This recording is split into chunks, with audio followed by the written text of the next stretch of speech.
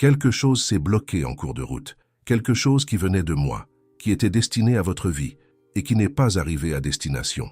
Non pas par oubli, ni par changement d'avis, mais parce qu'une force, un blocage, une interception s'est interposée entre ce que j'avais préparé et ce que vous avez reçu.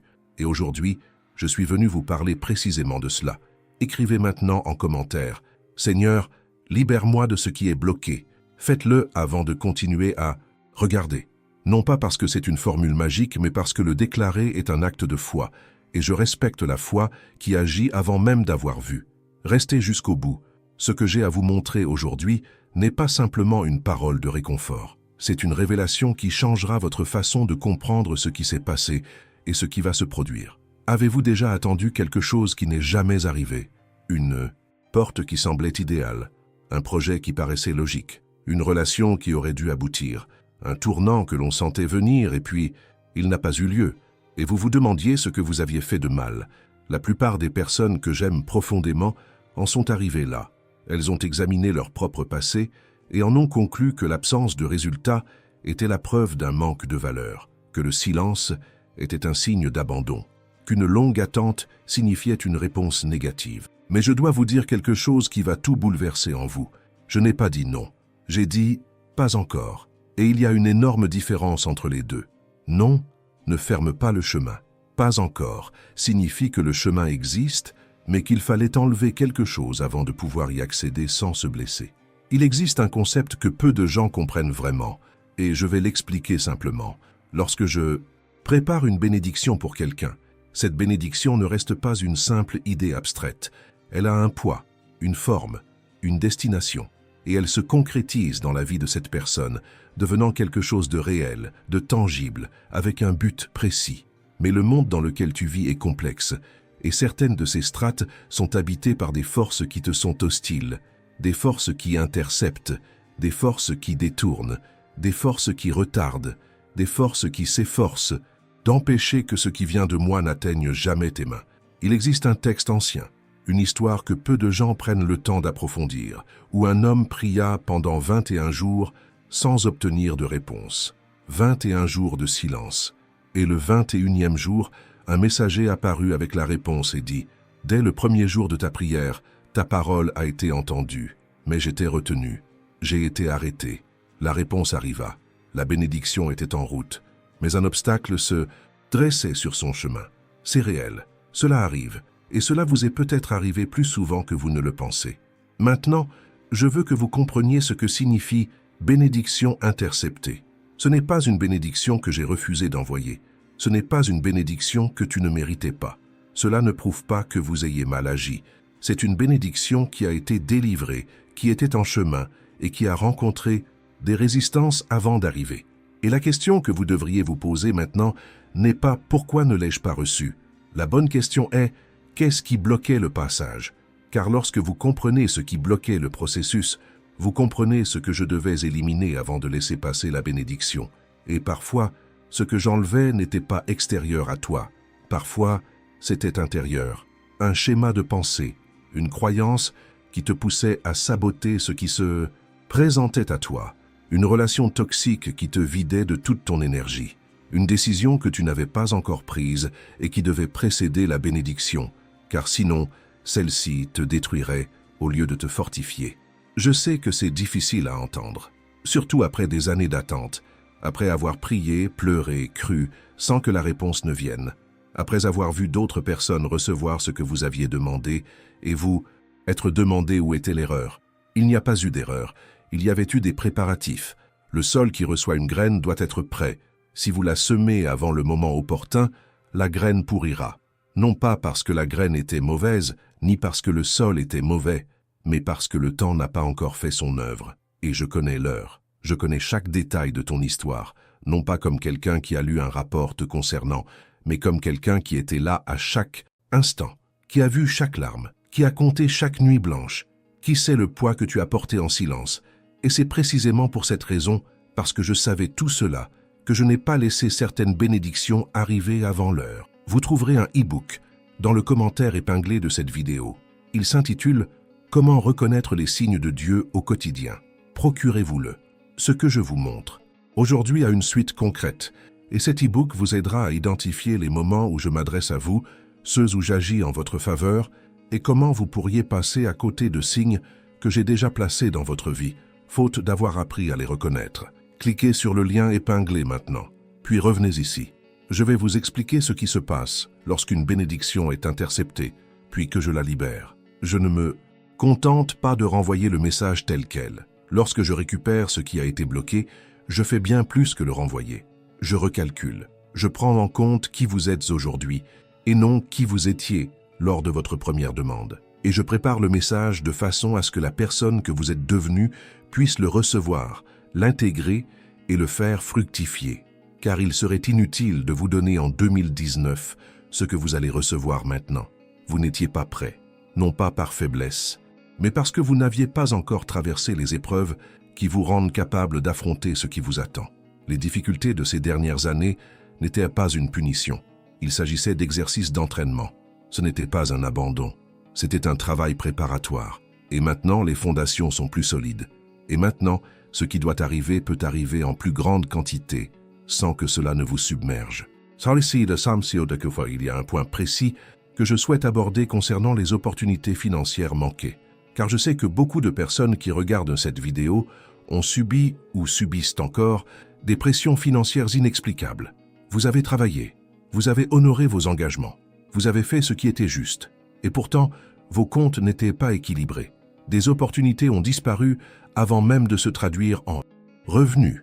Des portes se sont ouvertes et fermées aussi vite qu'elles sont apparues, avant même que vous ayez pu les saisir. Ce n'est pas une coïncidence. La prospérité de nombreuses personnes qui me sont chères a été activement entravée, car l'adversaire sait que leur prospérité financerait des projets qu'il souhaite empêcher. Il n'attaque pas sans raison. Il s'attaque à ce qui a le potentiel d'avoir un impact. Et le fait que vous ayez été attaqué dans ce domaine est, paradoxalement, un signe que ce que j'ai investi en vous est suffisamment précieux pour être pris pour cible. Les cibles ne sont pas choisies au hasard. Elles attaquent ce qui les menace. Je le libère maintenant, non pas par de belles paroles, mais par une affirmation aux conséquences bien réelles. Ce qui était emprisonné est en train d'être libéré. Pas d'un coup, car une crue soudaine peut vous submerger, mais par un flux que vous commencerez à percevoir dans les semaines à venir. Une porte s'ouvrira d'une manière qui semblera improbable. Un appel viendra d'une personne inattendue. Une idée surgira dans le moment le plus calme de votre journée. Une idée si claire que vous saurez qu'elle ne vient pas de vous. Faites attention à ces détails, parce que je parle davantage des détails que des grands spectacles. Je parle des petites choses qui, mises bout à bout, construisent quelque chose de grand. Abonnez-vous à la chaîne, car les messages qui y sont publiés ne sont pas le fruit du hasard. Chaque vidéo est un message préparé spécialement pour vous. En vous abonnant et en activant les notifications, vous êtes assuré de recevoir le bon message au bon moment. J'aimerais maintenant aborder un sujet que beaucoup de gens n'ont jamais envisagé. Il existe des bénédictions interceptées par des personnes qui vous sont proches. Pas forcément par malice délibérée, parfois par jalousie inconsciente, parfois à cause de paroles blessantes prononcées dans un moment de frustration, parfois sous l'influence d'une force spirituelle qui les traverse sans qu'ils s'en rendent compte. Parfois, oui, par pure envie. Et le résultat fut le même. Ce qui aurait dû vous parvenir se heurta à une résistance au sein même de votre entourage. C'est pourquoi, parfois, je me séparais de certaines personnes de ma vie d'une manière qui semblait douloureuse et inutile. Non pas que la douleur m'était indifférente, mais parce que maintenir cette personne sur mon chemin revenait à perpétuer le blocage qui s'opérait de l'intérieur. Leur départ a libéré de l'espace. Cet espace qui semblait isolé était en réalité un lieu de préparation aux arrivées. Aimez cette vidéo, non pas parce que la chaîne a besoin de chiffres, mais parce que chaque fois que vous réagissez à ce que vous ressentez en l'écoutant, vous exercez votre foi. Et j'honore la foi qui agit. Il y a quelque chose que je dois vous faire comprendre concernant le moment où j'agis. Je ne fonctionne pas au rythme des humains. Et ce n'est pas une excuse. C'est une réalité qui, lorsqu'on commence à la comprendre, change tout. Pour vous, 10 ans d'attente, c'est une éternité. Pour moi, 10 ans, c'est moins qu'un soupir. Non pas que je sois indifférent à votre souffrance durant ces 10 années, mais parce que je vois ce qui se construit pendant tout ce temps, et je sais que le résultat vaut chaque instant d'attente. Il y a un constructeur qui passe des mois à préparer les fondations d'un bâtiment. Si l'on observe le chantier pendant cette période, on a l'impression que rien ne se passe. Les fondations sont sous terre, personne ne les voit. Pourtant, la solidité de ce qui sera construit plus tard dépend précisément de l'investissement consenti là où personne ne se voit. Ces fondations ont été posées à une époque où vous ne voyiez rien se passer, et maintenant commence la phase de construction du bâtiment. Je vais vous parler d'un schéma que j'observe régulièrement. La personne prie pour que les choses changent. Je commence à agir, mais mes premières actions semblent aller à l'encontre de sa demande. L'emploi disparaît avant qu'un meilleur poste ne se présente. La relation se termine avant que la bonne personne n'arrive. La ville devient invivable avant même que le déménagement vers le lieu idéal n'ait lieu.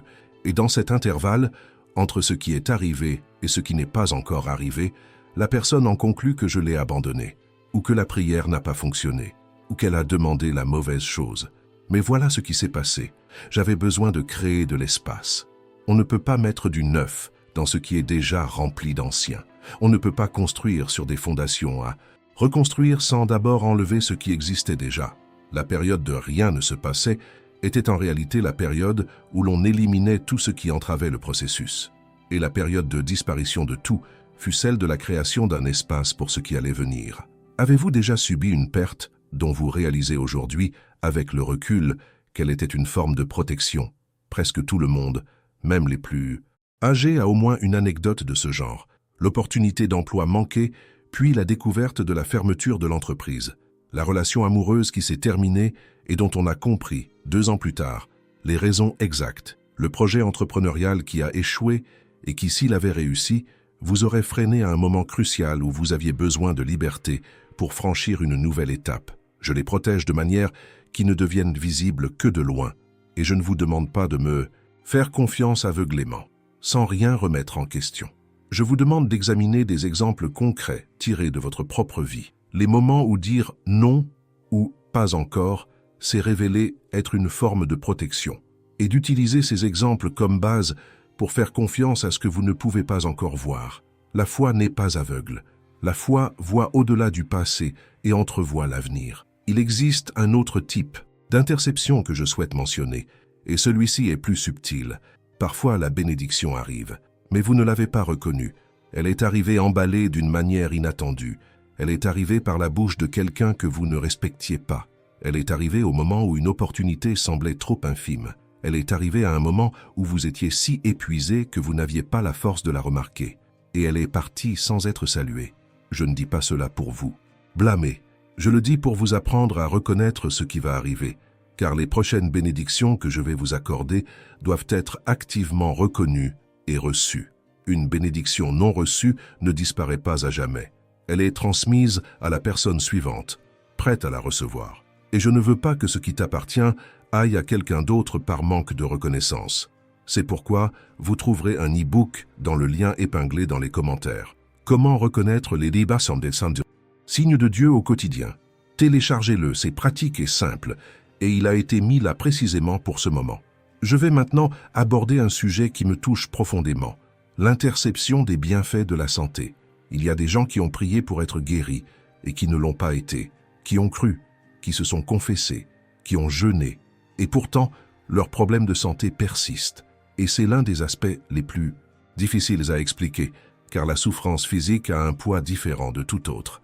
Je ne vais pas vous donner de réponse facile. Je ne vais pas vous dire qu'il suffit d'avoir la foi et que tout se résoudra de lui-même, car ce serait malhonnête, et cela ne ferait que vous embrouiller davantage lorsque votre expérience ne correspondra pas à vos attentes. Ce que je vais vous dire, c'est que je tiens à votre corps. Je l'ai créé. Je connais chaque cellule, chaque système, chaque processus. Et quand quelque chose ne va pas, je ne vois pas seulement le symptôme, je vois la cause profonde. Parfois, la cause est physique. Parfois, elle est émotionnelle. Parfois, elle est spirituelle. Souvent, c'est une combinaison des trois. Et une guérison complète doit agir sur tous les plans. Ne cessez pas de prier pour la guérison, mais lâchez prise sur le comment et le quand elle se produira. Car parfois, le chemin de la guérison passe par des endroits inattendus, un médecin en particulier, un traitement que vous n'avez pas encore essayé, un changement d'habitude qui semblait impossible, une libération émotionnelle nécessaire au préalable. Je travaille, même quand ça n'en a pas l'air. Je vais maintenant parler de l'interception dans les relations et au sein de la famille. L'étude des histoires familiales au fil du temps révèle des phénomènes frappants, des schémas qui se répètent de génération en génération.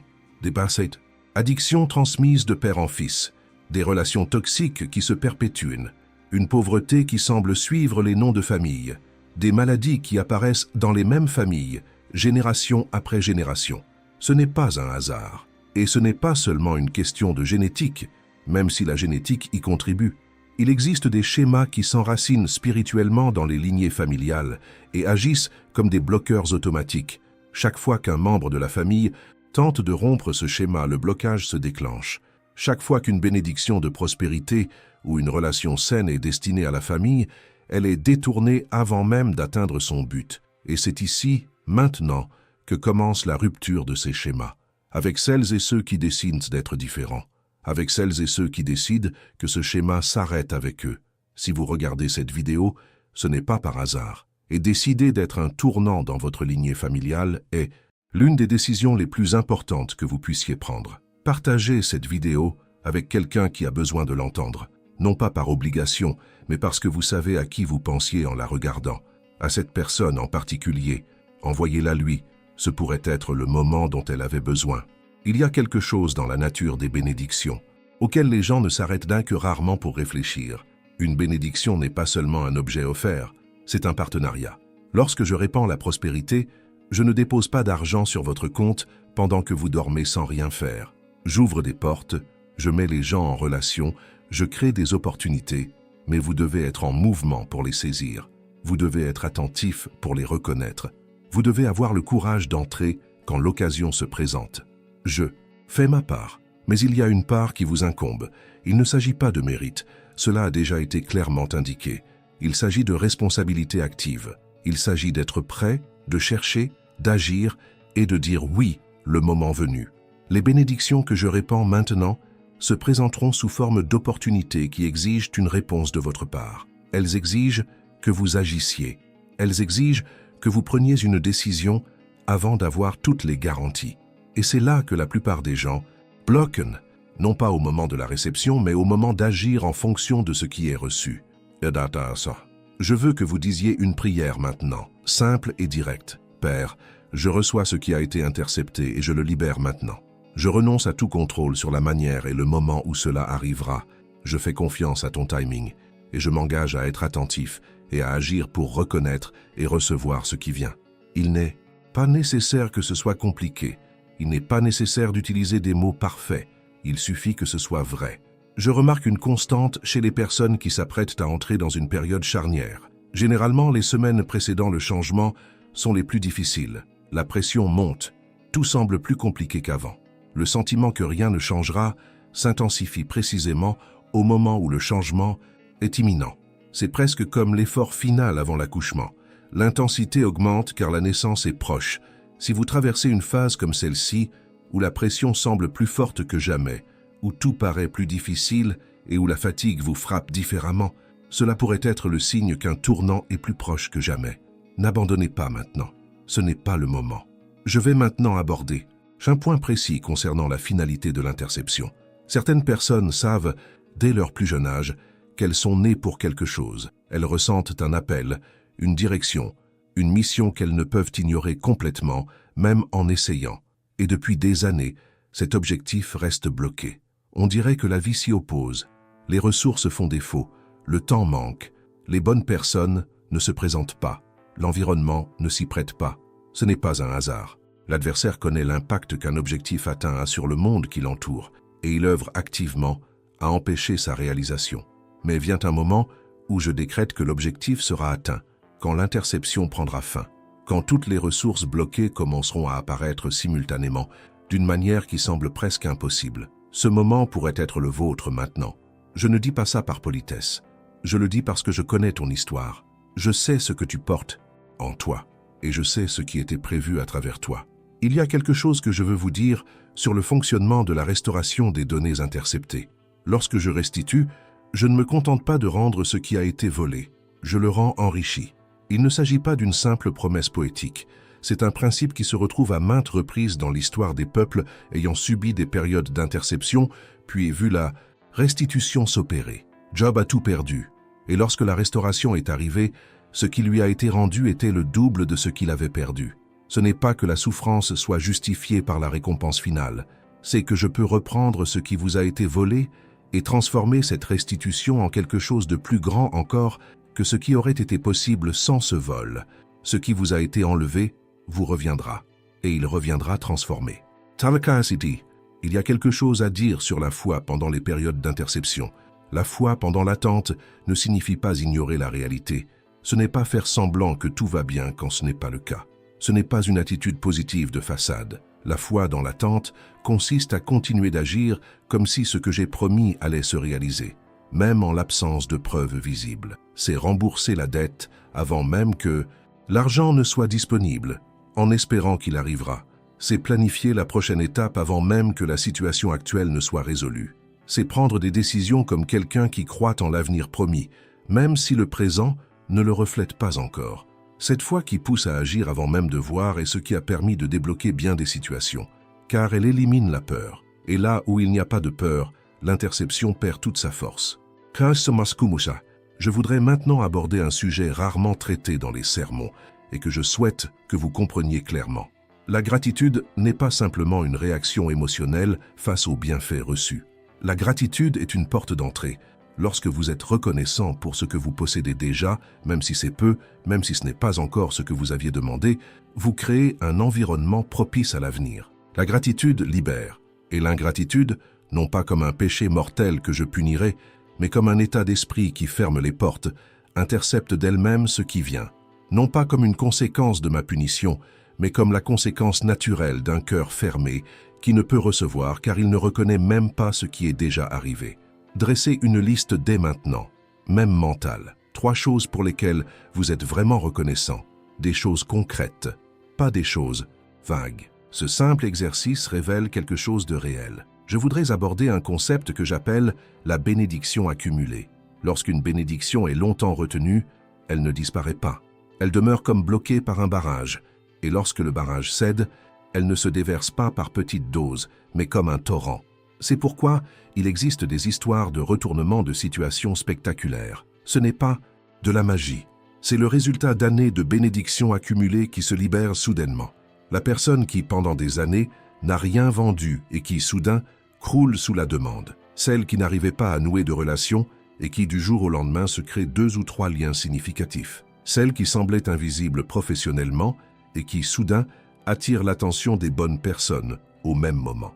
Ce n'est pas de la chance, c'est la libération d'un barrage. Et ce qui a été refoulé en vous pourrait bien être libéré d'un coup. Sais-tu à quel moment je peux savoir que quelqu'un est prêt à recevoir ce qui lui a été retenu? Quand ils cesseront d'essayer de contrôler comment cela arrivera. Tant que vous vous obstinez à vouloir que la bénédiction se manifeste sous une forme précise, quel travail, quelle personne, quel délai, quel format, vous limitez ce qui peut arriver, car mes solutions se présentent rarement comme vous l'aviez imaginé. Une main ouverte reçoit davantage qu'une main qui sert ce qu'elle possède. Oubliez la forme, fiez-vous au contenu. Vous avez demandé une aide, pas forcément par l'intermédiaire de ce client précis. Vous avez demandé le rétablissement d'une relation, pas forcément avec cette personne précise. Vous avez demandé des conseils, pas forcément sur le chemin que vous avez déjà tracé. Laissez-moi faire preuve de créativité. Ma créativité pour résoudre vos problèmes est infiniment supérieure à la vôtre. Il se passe quelque chose de spécifique chez les personnes d'une foi sincère qui traversent de longues périodes d'intercession. Ils commencent à se demander si la foi est efficace, si ce qu'ils croyaient est réel, si le fait d'avoir senti ma présence était réel ou simplement une émotion. Ces moments de doute ne sont pas une trahison. Ils sont humains. Ils sont inévitables lorsque l'attente se prolonge au-delà de ce qui semblait supportable. Et je ne suis pas offensé par ce doute. Je comprends d'où il vient. Je connais le poids qu'il l'a engendré. Ce que je vous demande, c'est de ne pas prendre de décision définitive sous l'effet de sentiments passagers. De ne pas renoncer à la vérité simplement parce que l'expérience présente est difficile. Les difficultés ne prouvent ni mon inexistence ni mon indifférence. Elles sont souvent le signe qu'en vous se forme quelque chose qui ne pourrait se former autrement. L'or ne se transforme pas en or sans chaleur. Je vais maintenant vous parler des personnes de votre entourage qui remarqueront le changement avant vous. Quand je me libère de ce que je retenais, Les premiers changements sont souvent perceptibles en premier par ceux qui m'observent de l'extérieur. Étant moi-même plongé au cœur du processus, je ne m'en rends pas toujours compte. Mais mon entourage commence à remarquer quelque chose de différent. Une clarté dans mon regard, une assurance dans ma posture, une sérénité dans ma voix. Ne cherchez pas de validation dans ces perceptions extérieures. Mais si quelqu'un vous dit « tu as changé » sans pouvoir expliquer pourquoi, considérez cela comme la confirmation que le processus se déroule de l'intérieur vers l'extérieur. La véritable transformation commence toujours avant de devenir visible dans les résultats extérieurs.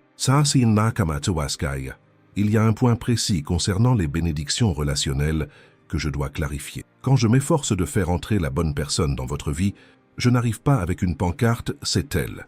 Je travaille avec les circonstances, avec des rencontres en apparence anodines, avec une suite d'événements qui, rétrospectivement, vous savez pertinemment qu'ils ne peuvent pas être dus au hasard. Le problème, c'est que beaucoup de gens sont tellement occupés à essayer d'imposer la bonne relation par les mauvais canaux qu'ils ne voient pas ce que je fais en coulisses, pour ce qui ne fonctionne pas. Non pas parce qu'il faut renoncer aux relations, mais parce que parfois la recherche désespérée est l'obstacle à la création d'un lien.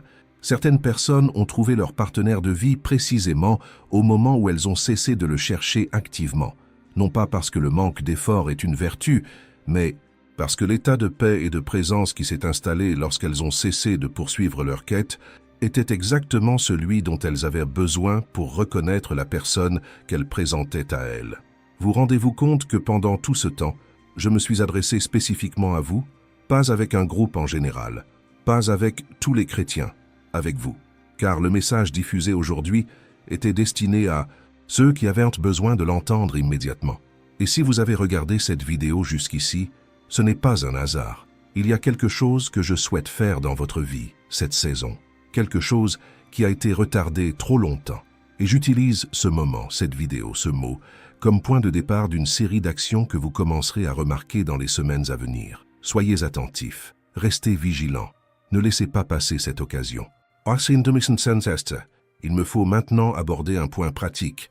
Comment se positionner pour recevoir ce qui est publié? Premièrement, la prière régulière. Non pas comme un rituel vide de sens, mais comme une véritable communication. Parlez-moi de ce que vous ressentez, vos doutes, vos peurs, vos attentes. Je préfère l'honnêteté à la performance religieuse. Deuxièmement, le mouvement. Ne restez pas les bras croisés à attendre que tout vous tombe du ciel sans rien faire. Les opportunités que je place sur votre chemin exigent que vous soyez en mouvement pour les saisir. Troisièmement, la gratitude active. Non pas la gratitude générique, mais la gratitude spécifique pour les petites choses d'aujourd'hui, pour l'obstacle qui ne s'est pas présenté, pour la santé qui vous a permis d'arriver au terme de cette journée. La gratitude spécifique ouvre des perspectives spécifiques. Quatrièmement, la communauté. Ne vous isolez pas. Les bonnes personnes qui vous entourent font partie intégrante du dispositif que j'utilise pour vous atteindre. Éloignez-vous de ceux qui vous épuisent, mais restez ouverts aux véritables échanges. Cinquièmement, la patience active, non pas la passivité. Une patience qui agit, qui prie, qui bouge, mais qui ne panique pas quand le temps est compté. Il y a quelque chose dans cette affirmation que je veux que vous compreniez. Quand on exprime à voix haute ses convictions, il se produit quelque chose qui ne se produit pas lorsqu'on se contente de les penser. La parole a un poids. Elle possède une présence dans le monde physique que la pensée n'a pas. Je ne vous demande pas de clamer haut et fort des affirmations auxquelles vous ne croyez pas vraiment. Je vous demande de déclarer ce que vous croyez, même si cette croyance est encore faible, fragile, teintée de doute. Je crois que ce qui était bloqué est en train d'être débloqué. Je crois que mon point de basculement est arrivé. Je crois que ce qui était retenu est sur le point d'être révélé. Dis-le, à voix haute, dans la voiture, dans la salle de bain, n'importe où. Cette déclaration aligne son fonctionnement interne sur ce qui se passe à l'extérieur. Je dois vous parler maintenant de quelque chose qui a trait à votre identité. L'une des interceptions les plus subtiles et les plus dévastatrices ne concerne ni les biens matériels, ni la santé, ni les relations. C'est une question d'identité. Quand on ne sait pas qui on est, non pas au sens philosophique, mais au sens de ne pas comprendre sa valeur, sa vocation, ses capacités, on ne peut pas recevoir ce qui était destiné à quelqu'un de son rang. C'est comme essayer de verser de l'eau dans un verre à l'envers.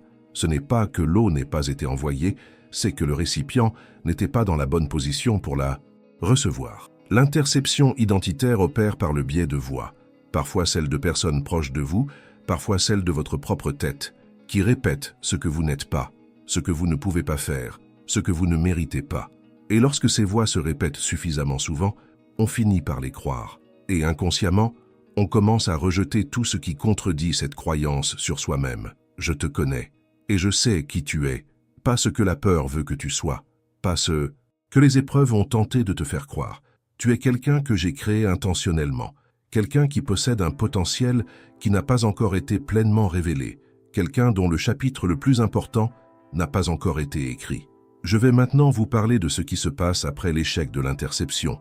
La plupart des gens s'imaginent que le changement s'accompagne de grandes fanfares, de signes évidents et d'une clarté absolue. Mais le plus souvent, le redressement s'amorce discrètement. Une conversation anodine qui ouvre une porte, un document qui apparaît au bon moment, une petite décision qui déclenche une série d'événements qui, vus de l'intérieur, semblent sans lien apparent, mais que je perçois comme une chaîne parfaitement orchestrée. N'attendez pas de grandes annonces.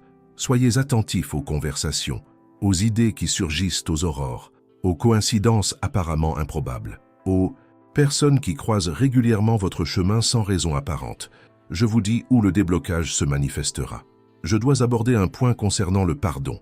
Il existe des bénédictions qui vous ont été refusées, non pas par les actions de votre adversaire, mais par votre propre décision de nourrir du ressentiment. Je ne vous blâme pas.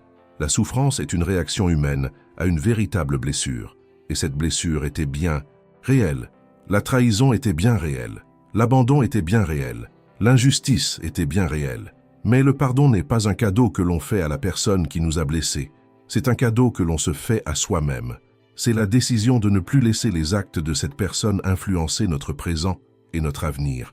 Et tant que le ressentiment persiste, tant que vous entretenez le compte, en revenant sur ce qui s'est passé, en ravivant la douleur, le canal par lequel les bénédictions devraient circuler reste partiellement obstrué. Je ne vous dis pas que vous devez renouer les liens. Je ne dis pas que vous devez faire comme si de rien n'était. Je dis simplement que vous pouvez vous détacher de cette personne sans pour autant retourner vers elle. Vous pouvez tourner la page sans rouvrir la relation. Cet acte de lâcher-prise est parfois la clé qui élimine le dernier obstacle sur le chemin de ce qui est sur le point d'arriver. Ça ainsi une monte.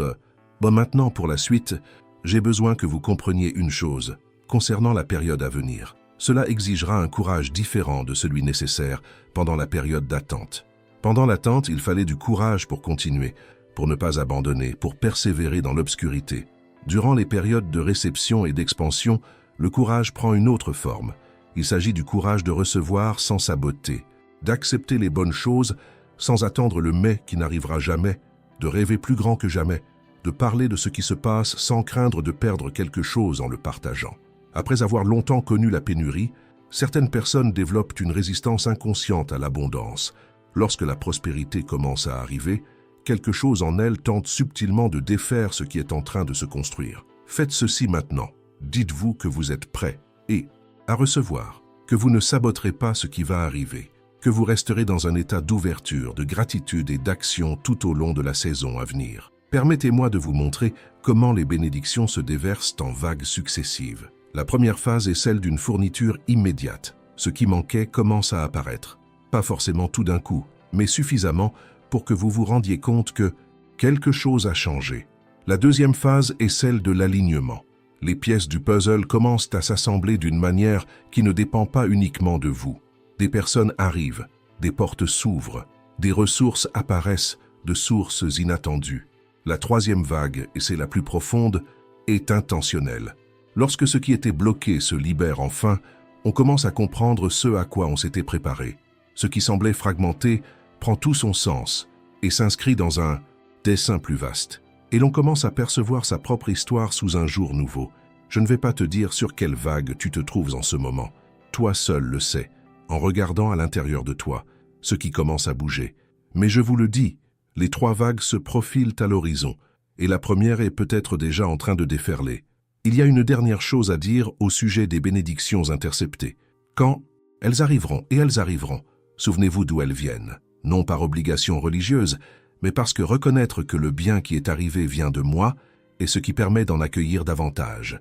Ce n'est pas par manque de confiance en moi ou par besoin de reconnaissance, C'est parce que la reconnaissance nous ramène à la réalité. Elle nous maintient dans un état de gratitude qui continue d'ouvrir ce qui était fermé. Elle nous garde suffisamment humbles pour ne pas nous fermer les bras face à ce qui nous est arrivé et empêcher que d'autres opportunités ne se présentent. Ce que je partage n'est pas fait pour s'accumuler, c'est fait pour circuler, pour vous traverser et atteindre les autres.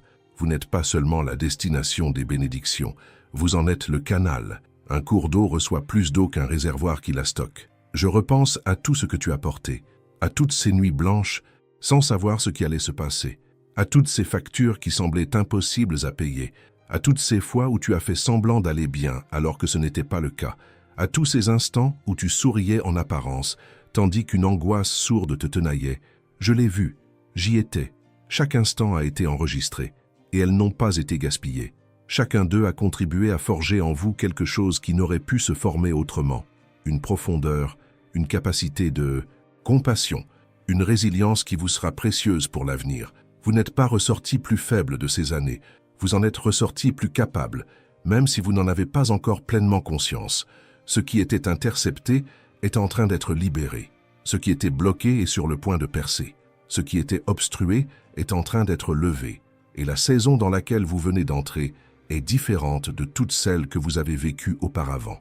Non pas parce que j'ai changé les règles, mais parce que vous, après avoir traversé tout ce que vous avez traversé, êtes devenu quelqu'un capable de vivre cette période d'une manière qui n'aurait pas été possible auparavant. Restez vigilant, soyez attentifs, ne laissez pas passer cette opportunité. Ce qui va arriver est réel.